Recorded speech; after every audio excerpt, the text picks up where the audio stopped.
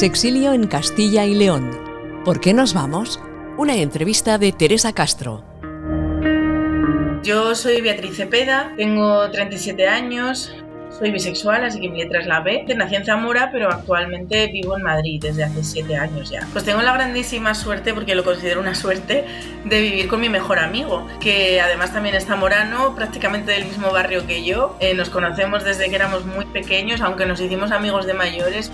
Yo soy hija única, soy la primera y la última hija del matrimonio, entonces mi núcleo familiar, y siguen siendo porque no han fallecido aún, mi madre, mi padre y yo. También es verdad que mi familia materna, mis abuelos maternos estuvieron súper presentes, o sea, yo tengo recuerdo de pasar muchas tardes con mis abuelos porque vivían al lado de mi colegio. Yo estudié en el Colegio Medalla Milagrosa de Zamora, que era un colegio católico. En ese colegio pasé 15 años, desde los 3 años hasta los 18. La educación católica fue muy fuerte. Mi familia sí es religiosa, no muy estricta. Yo creo que son de estas personas que rezan por si acaso, pero no tienen costumbre de ir a misa ni cosas así. Mis abuelos sí. De hecho, yo con quien iba a misa de pequeña era con mis abuelos, los dos, ¿no? Además, teníamos como la tradición de vamos primero a misa y luego a merendar churros con chocolate. Así que a mí me encantaba, la verdad. Yo no había considerado que hubiera vivido una infancia bisexual, por decirlo de alguna manera, hasta que no he hablado con otras personas bisexuales, que por suerte en Madrid pues hay muchas asociaciones, muchos colectivos y muchas organizaciones solo de bisexuales, con lo cual he podido relacionarme con otras personas y ha sido ahí donde he descubierto qué es tener una infancia bisexual, pero he sido consciente de ello ya de mayor. La infancia bisexual es cuando tú detectas que hay una dirección de tu deseo que está bien, que es cuando te interesas por los hombres siendo tú una mujer, y otra que aprendes a disimular, que es cuando tú eres una mujer y te ves interesada por una mujer. Entonces eso ya lo he descubierto de mayor. De pequeña no era tan consciente de estas cosas. Sí que era consciente pues de que había mujeres que salían por la tele que me gustaban, alguna compañera de clase también, pero de manera intuitiva eso lo reprimía. En el cole, en ese aspecto, yo no tuve ningún problema, porque digamos que me había acostumbrado a disimular. También es cierto, yo fui una adolescente gorda, entonces ahí se le suma otra cosa más, creo yo, también porque lo he hablado con muchas personas LGTB gorda, y es que cuando tú eres una persona gorda, dejas de ser un objeto de deseo. Es mucho más fácil esconder tu orientación sexual porque se supone que no eres deseado ni deseante.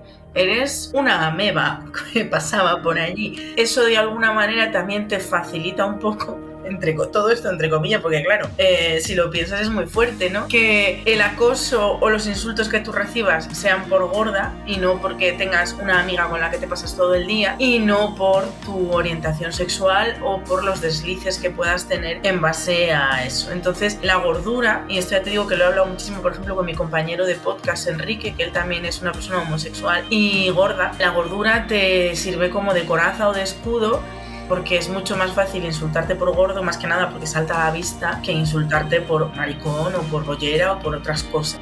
En ese aspecto, yo en mi colegio ni siquiera se hablaba de esto, en mi colegio. Yo no tengo ningún recuerdo de hablar ni siquiera de la homosexualidad, ya no te digo la bisexualidad. No era un tema en el que se hablase con la tutora delante, por decirlo así, ¿no? Y sin embargo, pues claro, ya te digo, por el tema de la gordura y demás, pues sí que tuve problemas y sí que tuve mis traumillas que luego de mayor han tenido que ser curados, pero por el tema de la bisexualidad, no, que esto es algo que estoy empezando a entender ahora, ya muy mayor, ya muchos años después, de cómo la manera en la que yo me relacionaba con ciertas amigas me estaba dando pistas que yo o no quería leer o simplemente no leía, porque también el contexto en el que yo estaba, el hecho de tener una burbuja tan bien cerrada, ¿no? De estar en el mismo cole de los 3 a los 18 años, hace que tu mundo sea muy pequeño, porque apenas entraban estudiantes nuevos y apenas te relacionabas con otro tipo de gente, con lo cual es algo también que yo he hablado muchas veces, es que en mi curso no había ni una sola persona racializada, no había ni una sola persona homosexual. Es que también es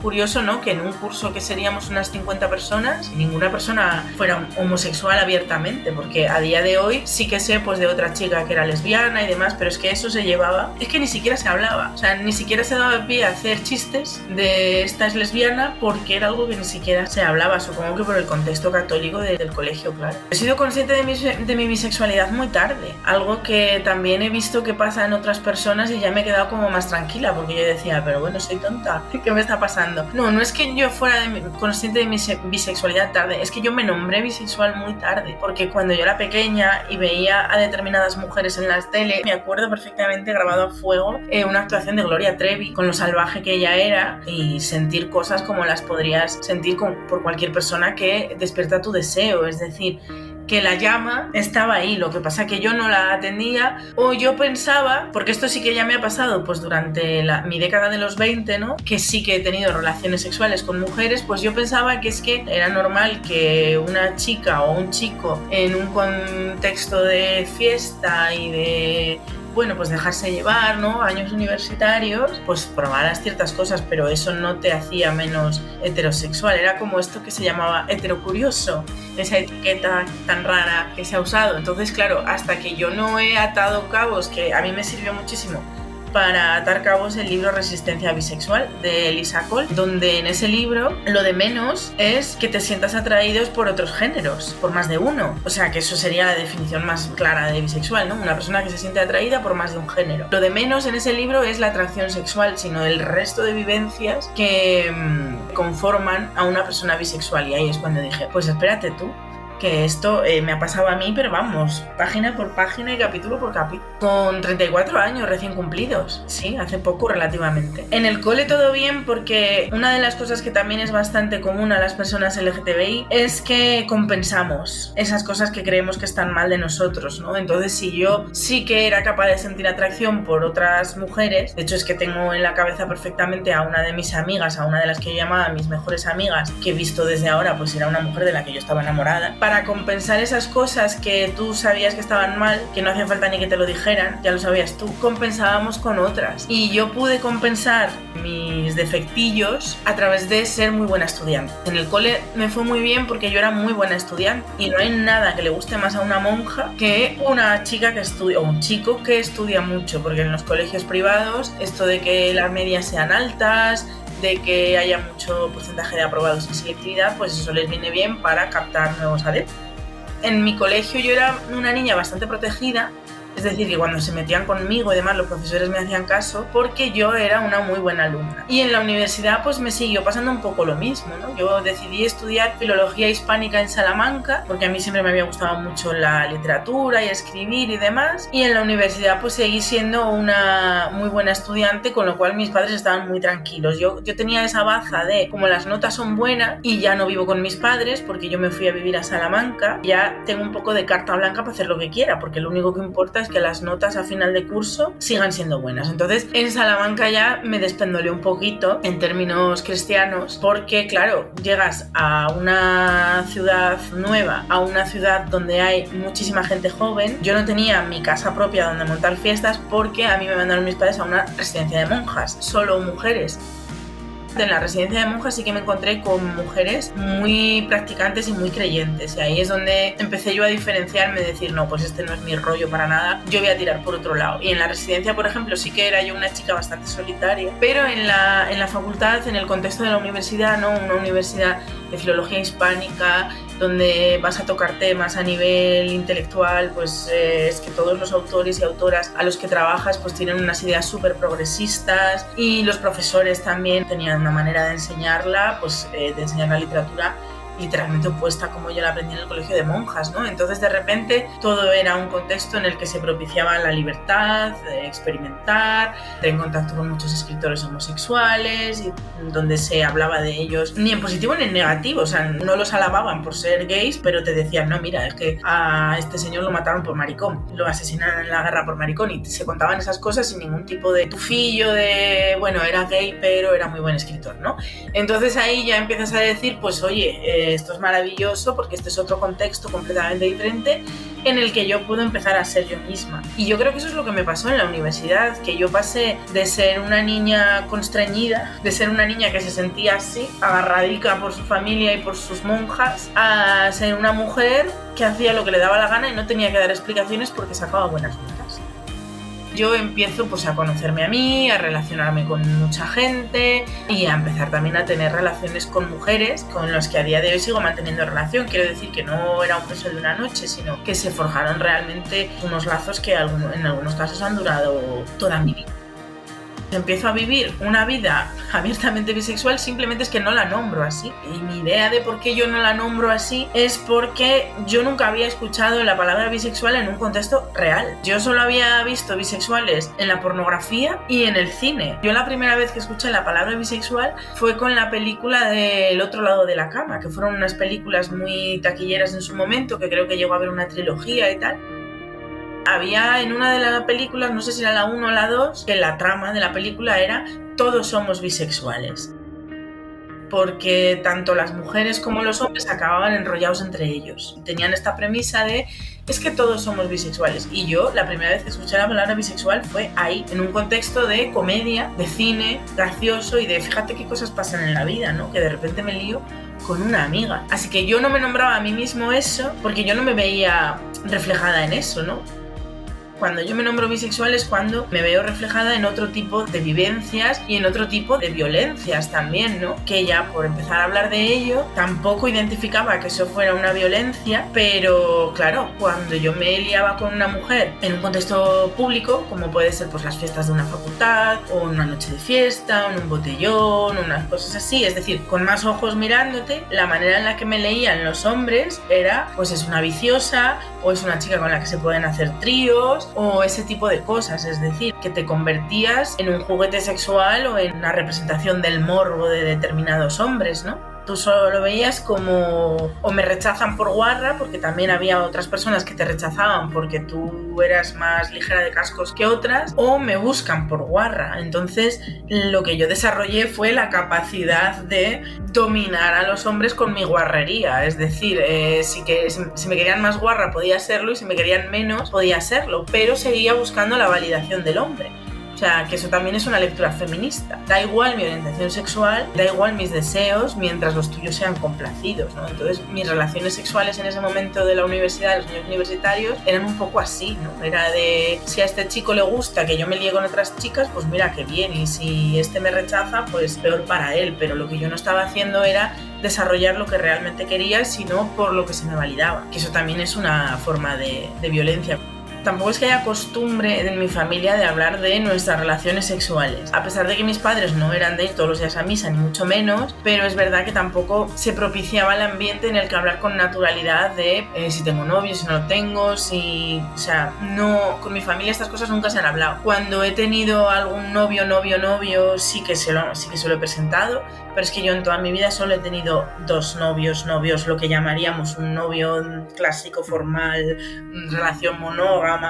Entonces cuando los he tenido se los he presentado, pero el resto de relaciones que he tenido no han sabido nada. Y mi entorno de amigos sí, porque ya te digo que en Salamanca, en mi facultad de filología, pues los amigos que hice eran de otro tipo de cabeza, venían de otros contextos, y eso sí, claro, porque yo salía de fiesta con ellos, entonces ellos sabían lo que había, pero en ningún momento se criticaba absolutamente nada, ni había ningún comentario, nada.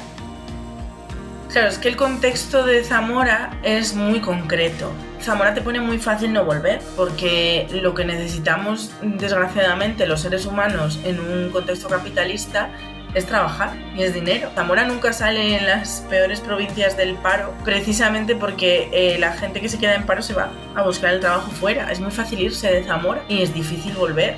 Yo con Zamora, a día de hoy, ya que he sanado esa relación con Zamora, yo a día de hoy pues voy sin problema y disfruto y tengo buenas amistades, pero durante un largo periodo de tiempo, yo en Zamora yo no me sentía segura. O sea, para mí Zamora era un sitio en el que yo tenía que disimular. Yo me ponía como la máscara de la antigua Bea, ¿no? De la Bea de antes de romper sus cadenas y de salir de su prisión. Es decir, cuando yo volvía a Zamora, yo automáticamente me volvía a encerrar en esa chica simpática, educada, buena gente, que le iba bien en la vida, ¿no? Porque yo pues volvía a Zamora y decía, pues mira, estoy trabajando aquí, o ya me gradué, o he empezado el doctorado, o he hecho no sé qué. Seguía validándome a través de mis éxitos vitales y no me daba a conocer tal y como yo era. Eso ha llegado muchos años después. A día de hoy yo en Zamora ya soy yo misma al 100%, no hay ningún problema y yo no me siento insegura en Zamora, pero es verdad que eso ha pasado muy tarde. O sea, yo diría que hasta mis 30 años yo no he sido yo misma en Zamora.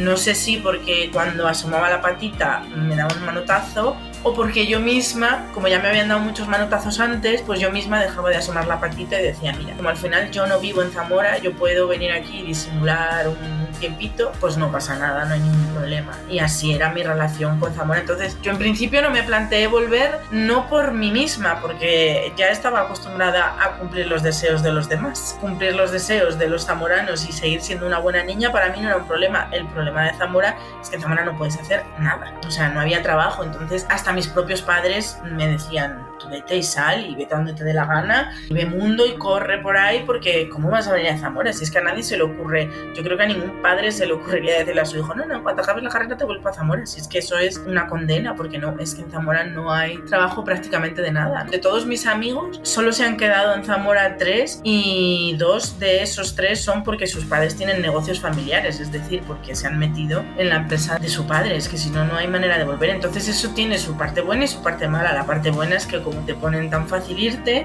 pues te vas y te vas a otros sitios donde es más fácil ser tú misma. Después de la carrera estudié un máster y después hice el CAP. Yo me fui a Estados Unidos, me fui a vivir 2 años a Estados Unidos y de ahí uno a Londres y luego ya sí que volví, y al volver de Londres estaba un poco en plan de no sé qué hacer ni no sé para dónde ir, y ahí sí que tuve que pasar una temporadita en Zamora. Yo creo que estuve como 3 o 4 meses, una cosa así. Y también es verdad que esos años, porque en Londres fue cuando yo tuve un trastorno de la conducta alimentaria y en el año de Londres fue como cuando peor estuve, así que volver a casa en ese contexto de tener un trastorno muy agudo de la conducta alimentaria a mí me vino muy bien, porque era como que alguien te cuidaba, en mi caso mi madre, ¿no?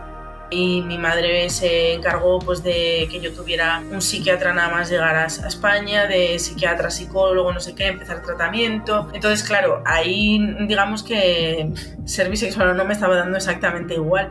Yo estaba muy mal y mi prioridad en ese momento era otra. Esto, claro, ya no lo puedo demostrar, solo son hipótesis. La relación que hay entre personas bisexuales y los problemas de salud mental, que esto también es algo muy desconocido que estoy aprendiendo ahora, y es que las personas bisexuales son las que más problemas de salud mental tienen dentro de las siglas, ¿no? De la colección de siglas del colectivo. Puede estar ahí la relación de reprimir tu bisexualidad, obligarte a reprimirte una parte de ti misma, todo lo que provoca esa represión, pero es verdad que no tengo ningún tipo de pruebas porque no puedo volver al pasado y atar cabos, ¿no? Hay mucho trastorno de la conducta alimentaria también. No puedo coger una cámara y viajar hasta el momento donde yo empecé a tener ese trastorno de la conducta alimentaria, pero yo creo que esa bisexualidad reprimida y esa autorrepresión tenía que salir por algún lado, ¿no? Al final, cuando tú no te permites ser a ti misma, pasan cosas. En mi caso, pues un trastorno de la ansiedad generalizada, y de ese trastorno de la ansiedad generalizada acabó, digamos, saliendo por un trastorno de la conducta alimentaria, que esto es algo que aprendí en terapia, ¿no? Que cuando tú tienes problemas con la comida, crees que el problema es la comida, y no, la comida es cómo tú estás canalizando ese problema. La comida es la lava del volcán en erupción que de repente explota y hace puff y sale. Lo que hay que estudiar es lo que está debajo de ese volcán y lo que te ha hecho estallar. Que la ansiedad no es ni más ni menos que estar en alerta todo el rato, de que puede haber problemas todo el rato, ¿no?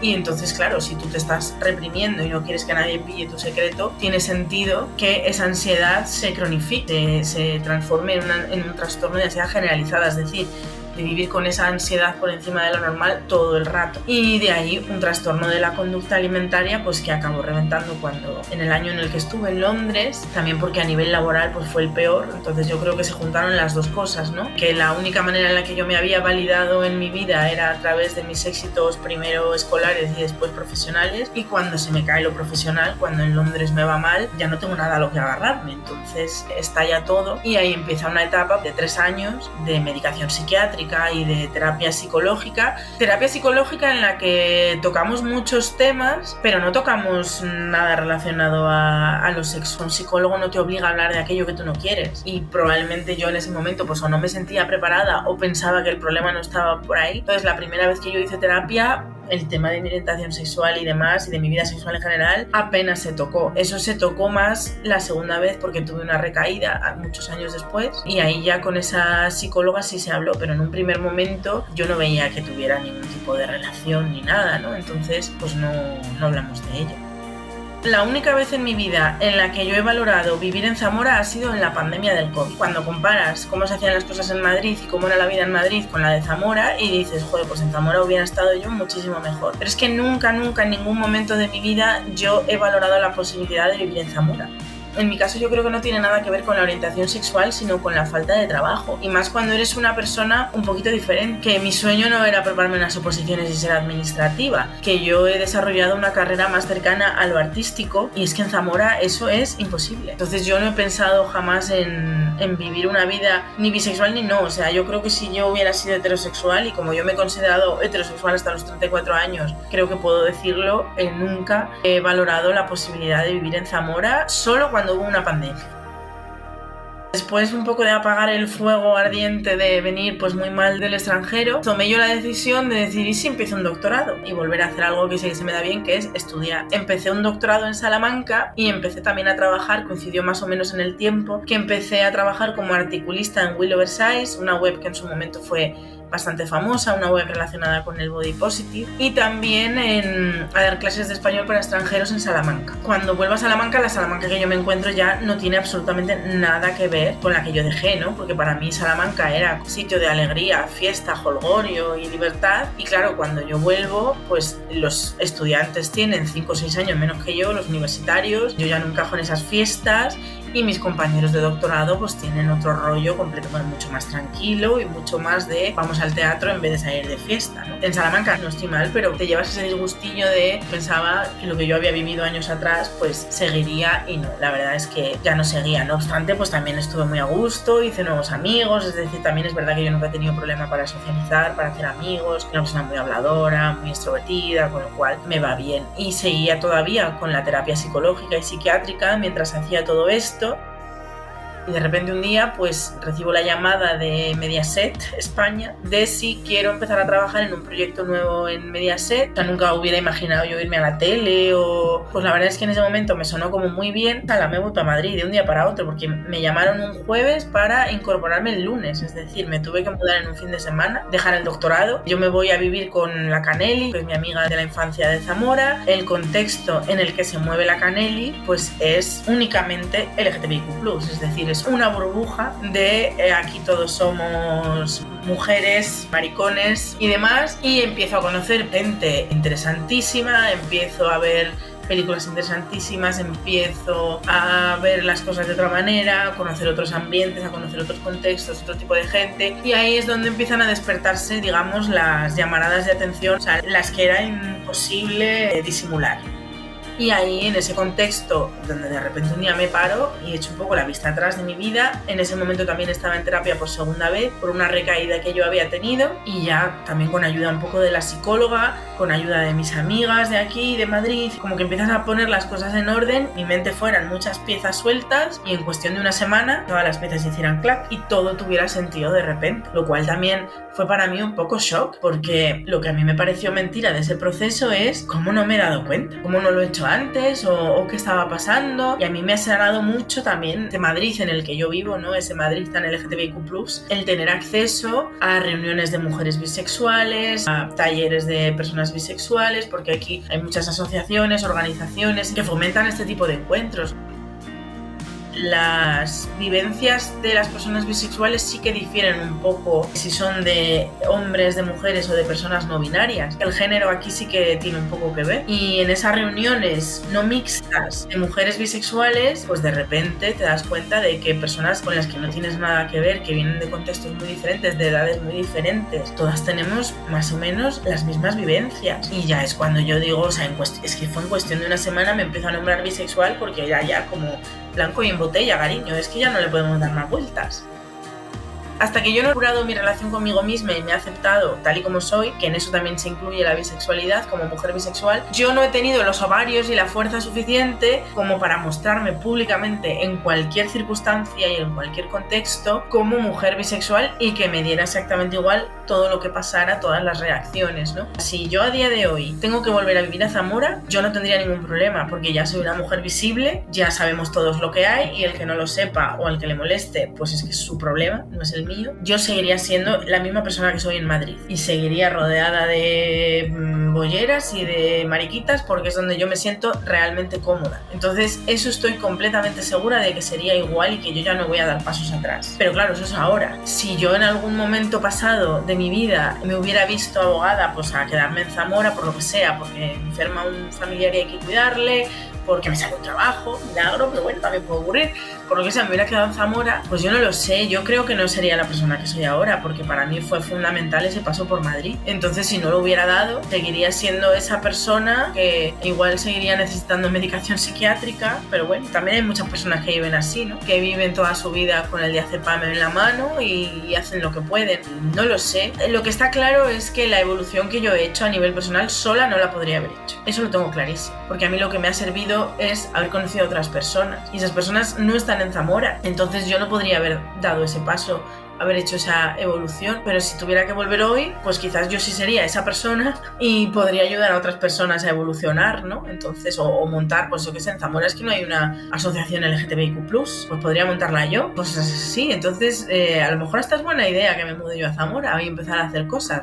Desde mi punto de vista, yo creo que sí ha cambiado la cosa desde que yo era adolescente. Veo muchas personas visibles y personas, por decirlo así, a las que se le nota lo que son. Cosa que cuando yo era adolescente no pasaba. Tú podías saber que esta chica era lesbiana o que este chico era gay, pero no lo visibilizaban. O sea, lo sabías pues porque al final eso es pequeño y saltaba la liebre, pero no lo visibilizaban. Sin embargo, a día de hoy yo sí que conozco bastantes personas diversas en muchos aspectos. O sea, no solo en la orientación sexual, sino también disidentes de género, por ejemplo. Son visibles, probablemente pues tengan sus problemillas de día a día, pero sí que se ve, bueno, que no están solas. Pero claro, esas son las jóvenes, las nuevas generaciones. A mí las que me preocupan más son las mayores, ¿no? Las que a día de hoy, o sea, es que estoy completamente segura de que en Zamora hay gente de mi edad y mayores que saben lo que son, pero como se educaron en ese contexto en el que había que reprimir lo que eran, siguen reprimiéndolo y van a estar reprimidas toda su vida, ¿no? Esas al final son las personas que se quedan solas, las que se van cerrando socialmente, esas son las preocupantes, ¿no? Zamora es una población muy envejecida y es que por estadística, o sea, tiene que haber señoras lesbianas, señores gays, personas trans que no han hecho una transición, o sea, por estadística tiene que haberlas. Entonces, los jóvenes me preocupan menos, pues ala, déjalos que se relacionen y por supuesto que van a tener sus problemas, que, o sea, porque el contexto haya cambiado no quiere decir que no vayan a sufrir bullying, que no van a tener problemas familiares, porque eso por desgracia sigue ocurriendo. En Madrid he entrado en contacto con personas mayores, de hecho hay una asociación que se llama 26 de diciembre, que son personas mayores LGTBIQ+, y ahí es donde hemos entendido, todos los que somos más jóvenes, las consecuencias de vivir toda tu vida en el armario, o prácticamente en el armario, o vivir una vida lo más disimulada posible, que a lo mejor sí que convivas con tu pareja, pero que sea una cosa como muy... que no lo pregones, ¿no? A mí eso es lo que me preocupa de Zamora, que en Zamora creo que no ha salido nadie todavía a decir, oye, que hay personas LGTBIQ+, que existimos, que Zamora no es un páramo de heterosexualidad y que no pasa nada y que forman parte de nuestra comunidad y que deberían tener el derecho de ser ellas mismas sin que eso tuviera consecuencias. En Zamora gobierna Izquierda Unida, que eso es algo que no se sabe mucho, ¿no? Yo siempre que hablo con gente y tal, no, es que en Zamora deberéis ir muy fachas, ¿no? Digo, bueno, pues tan fachas no seremos porque nuestro alcalde es de Izquierda Unida y ya va para sus 12 años de legislatura. Ponen la bandera, pero no hay ni un solo acto. Tengo un amigo, que además es un amigo gay, que está en el gobierno. Entonces yo este año me he comprometido y ya estamos trabajando en ello para que este año va a haber por lo menos una actividad por el Día del Orgullo, ¿no? Pero 2023 para tener que ponerse a preparar un Día del Orgullo. Entonces Zamora tiene muchas contradicciones en ese aspecto. A mí sí que me gustaría que en Zamora se formase pues una asociación LGTB, que hubiera algo donde las personas encontrasen lo que yo he encontrado y lo que me ha permitido evolucionar en mi vida, que es el contacto de otras personas, te juntas para hacer 4 bobadas y las bobadas son lo de menos, lo demás es que se genera un contexto seguro y un contexto en el que tú empiezas a hablar y empiezan a pasar las cosas, ¿no? En ese contexto más relajado y más tranquilo. Entonces yo estoy segura de que si eso se hiciera en Zamora, pues habría muchas personas que empezarían a asomar la patita a ver que no pasa nada porque la asomen y a lo mejor eso también les ayudaría. Si hubiera sido hombre, en general, supongo que más fácil, ¿no? Porque los hombres tienen todo más fácil, tienen un escalón más en el privilegio, con lo cual más fácil para unas cosas. Pero claro, también ser hombre gay es como fallar en el privilegio, entonces tiene una carga mayor asociada. Si hubiera sido lesbiana, es decir, que nunca me hubiera podido respaldar en la máscara de la heterosexualidad, porque claro, yo he usado la heterosexualidad como un truco de magia. Parezco heterosexual, puedo tener heterosexual passing. He tenido 2 novios hombres, es decir, me he relacionado con ellos de cara a la galería como una persona heterosexual. Entonces, mi vida sentimental no estaba causando problemas. Pero claro, si yo no hubiera sido bisexual y hubiera tenido 0 atracción por los hombres y única y exclusivamente lo hubiera sentido por las mujeres, yo no sé cómo hubiera sido traer una novia a casa. Por cómo son mis padres, yo creo que a la larga lo hubieran aceptado y no hubieran habido ningún problema, pero de primeras estoy segura de que habría como mínimo un conflicto. Lo hubiéramos solucionado porque mis padres no son las personas más deconstruidas del planeta, pero vamos, que mi madre, sin ir más lejos, tiene varios amigos que son homosexuales, amigos de su edad. Entonces yo creo que a la larga no hubiera habido ningún problema, pero yo me temo que de primeras sí. Y donde hubiera habido un problema mayúsculo es con esa familia materna tan religiosa con la que yo me crié, porque por ejemplo yo a día de hoy, mi abuela no sabe absolutamente nada de mi bisexualidad. También es verdad que ella tiene demencia. No tiene ningún sentido que yo me sienta a explicarle porque, primero, depende de cómo tenga el día, ni se va a enterar. Y segundo, que ya como que mi abuela ya no es mi abuela. Pero si yo hace 20 años me presento con una novia, a mi abuela sí que le hubiera dado un disgusto, pero un disgusto, esto es de verdad.